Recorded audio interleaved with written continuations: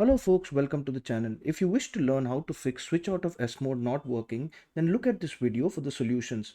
The first step would be is to check for the Microsoft service status. So we'll open the browser, search for Microsoft server status,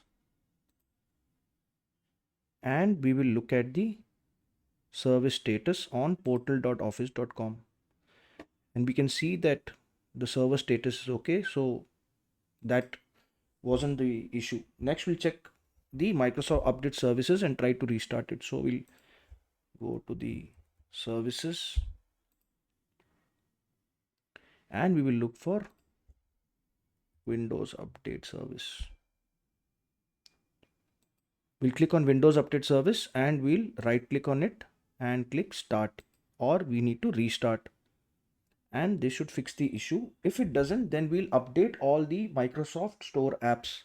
So we'll open Microsoft Store, click on the library button, and we'll click on Get Updates. Lastly, we'll check the time and the date. So we'll right click on the Start button, go to Settings, click on Time and Language, Date and Time, and we'll make sure that these two buttons are on, and we'll click on Sync Now. And this should fix the issue. If you like this video, then please subscribe and have a great day.